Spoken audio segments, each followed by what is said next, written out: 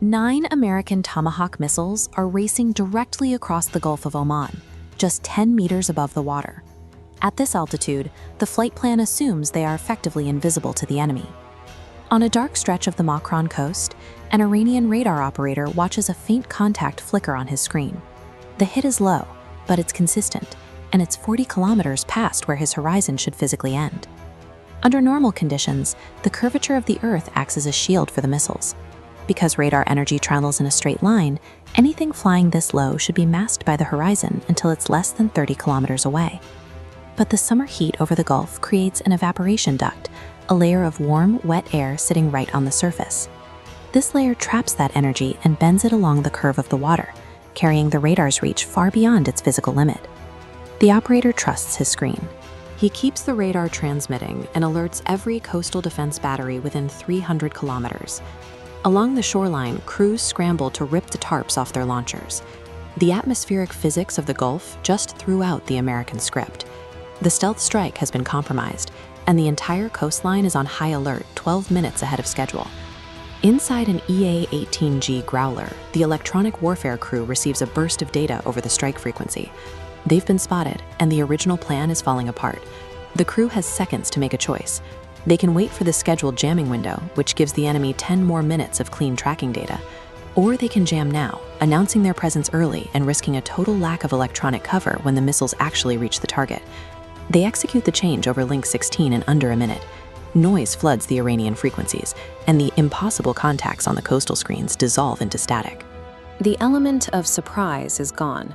From here on, the operation is a blunt force race against a shrinking stopwatch.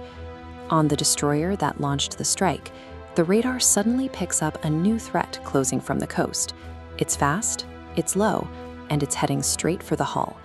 This is an Iranian Noor missile, a 600-mile-per-hour telephone pole with a 165-kilogram warhead designed to break a ship's back.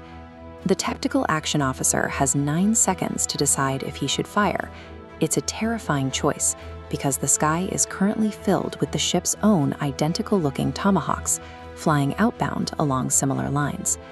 The Aegis combat system solves the problem by tracking every friendly missile from the microsecond of its launch, giving every American missile a digital birth certificate. When the system sees a high-speed track with no origin data, it identifies it as a threat with absolute certainty. 11 miles out, the destroyer's interceptor finds the Noor. The threat is neutralized because the combat system could sort through the chaos in the time it takes to breathe. 60 miles inland, a pilot call-signed Uppercut 21 is flying a route he believes is safe. He's rerouted specifically to avoid a known missile battery, unaware that the enemy moved the entire launcher under the cover of darkness. The battery is hunting with heat instead of radar. They're using a thermal telescope to watch for the jet's exhaust against the sky. Because they aren't transmitting a signal, the pilot's radar warning receivers are completely blind to the ambush. The enemy crew only turns on their radar for the final 8 seconds to guide their missile home. But an American HARM missile is already waiting.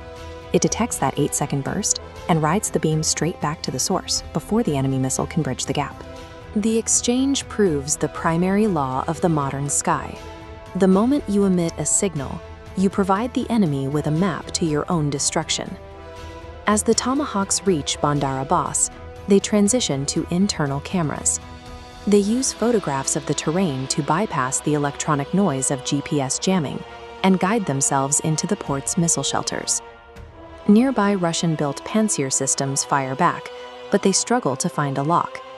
At 10 meters over the water, the defense system genuinely cannot tell the difference between a missile and the clutter of the waves. Iran responds by launching dozens of fast attack boats. They scatter into the Gulf, attempting to use unorganized chaos to overwhelm the American defenses. An E-2D Hawkeye orbiting overhead turns that chaos into a structured list. It converts every individual boat wake into a numbered, trackable target and feeds those coordinates directly to the Hornets. The Hornets don't waste $2 million missiles on these targets. They use $28,000 laser-guided rockets, precision kits bolted onto standard motors that cost less than the trucks that towed these boats to the pier. The swarm strategy fails because the Americans can process the data faster than the enemy can create it. By using economical, high-volume munitions, They make the cost of the attack impossible for the defender to sustain. 26 minutes after the first radar hit, the port is burning. The strike concluded successfully, but the timeline was nearly severed a dozen times. The sequence of events was set in motion by a single operator trusting a blip on his screen and a pocket of warm air bending a beam of light. The fight lives in these split-second margins, inside the data streams, the atmospheric quirks, and the human reaction times that decide the outcome long before the smoke ever begins to rise.